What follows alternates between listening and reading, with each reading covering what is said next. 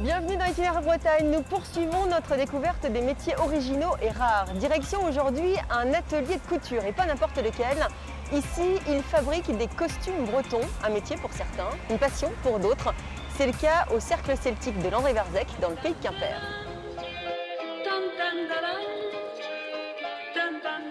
Elles sont spécialistes en broderie, en perlage, en filet et passent un temps infini à reproduire des costumes bretons.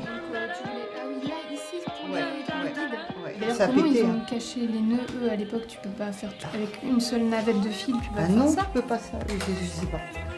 Cette coiffe date de 1920. Trop abîmée, elle ne sera pas réparée. Il faut en refaire une à l'identique.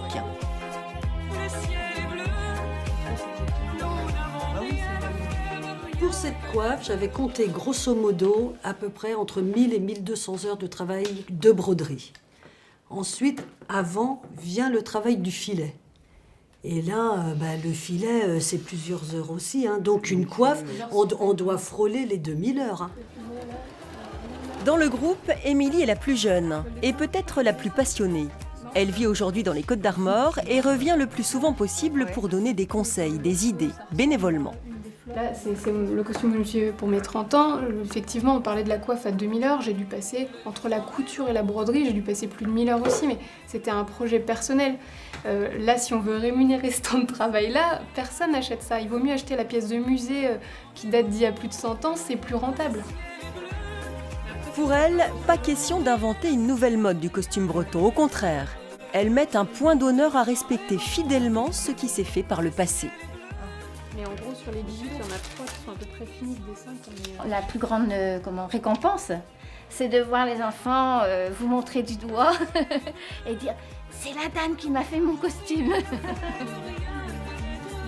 Cette année, 18 enfants porteront un costume tout neuf.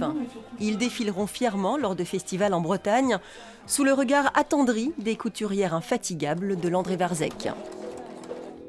Mathias Ouvrard est aussi passionné par les costumes bretons. Lui en a fait son métier. Depuis quelques mois, il travaille pour le Cercle Celtique de Quimper. Toute la garde-robe doit être renouvelée.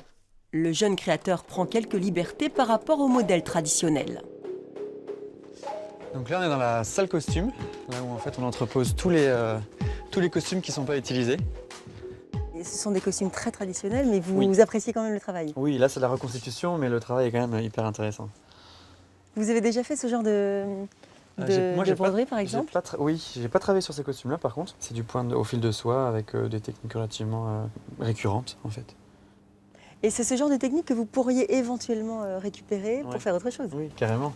Là, c'est de la reconstitution, donc créativement parlant, c'est assez simple au final, puisqu'on se base sur des choses existantes qui ont existé. Mais oui, réinterpréter ces techniques-là sur du contemporain, c'est ça qui est génial. C'est ça qui vous plaît? Ouais.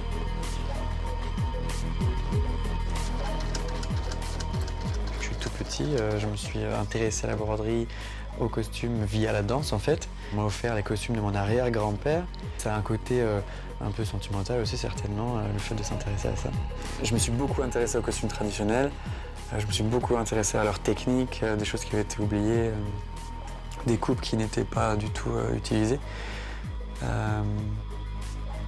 Mais maintenant que je les connais, ce que je voudrais faire, c'est faire autre chose.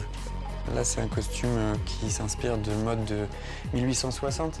Et ce qui va être vraiment caractéristique de notre terroir, en fait, ça va être cette pièce-là, ce qu'on appelle la baguette. C'est une coupe qui est hyper fine, en fait, qui doit faire 1 cm, 1,5 cm de largeur, et donc qui est présente dans tout le costume, on va dire glasique, donc de la région de Quimper. Après, par contre, je prends énormément de liberté dans les couleurs, dans les matières, dans les motifs. Ça, c'est pas vraiment des choses qui se trouvaient sur du costume traditionnel, quoi. Mathias a 65 costumes sur mesure à créer avant juin. Il n'y en aura pas 2 identiques. 7 sont déjà réalisés. Ça, c'était le prototype, c'est la première pièce que j'ai réalisée. Là, c'est donc même coupe, avec une particularité pour ce costume-là. Il a une jupe plissée. Voilà, ce qu'on peut voir à l'intérieur, c'est tous les petits points rouges. Oui. Qui ont servi en fait à froncer le tissu. Ah ouais, d'accord, je me demandais ce que c'était. Et qui ont servi donc pour le plisser en fait. Ouais. Et alors, il est où le côté tradi? Pareil, la coupe. Et là, pour le coup, Okay. la jupe, le plissé. Ce genre de plissé était beaucoup trouvé sur les costumes assez riches quand même, notamment, parce qu'il fallait avoir les moyens de te faire plisser son costume. ça prend beaucoup de temps. Mathias Ouvrard sera le premier spectateur de la nouvelle création du Cercle Celtique de Quimper en juin. Encore une fois, il devrait surprendre. Les Quimpérois sont connus pour leurs spectacles modernes.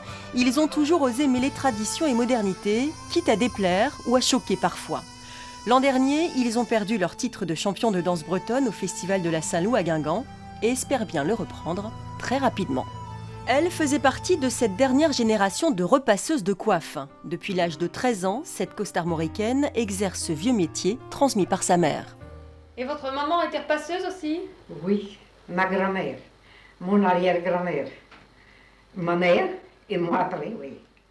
Comment est-ce que vous faites pour repasser vos coiffes? Eh bien, vous voyez, c'est comme ça, Vous repassiez avec quel fer lorsque vous aviez l'âge de 13 ans? avec un fer comme celui-là, un grand fer, quoi, à charbon.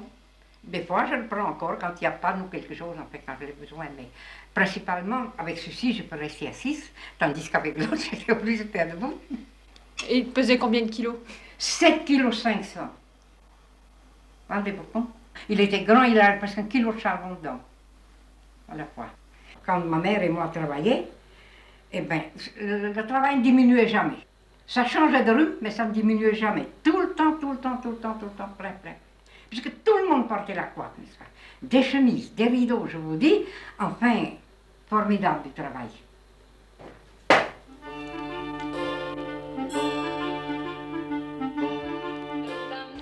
C'est la fin de cet itinéraire consacré aux costumes bretons. Vous retrouverez l'intégralité de ce numéro sur le site de France 3 Bretagne.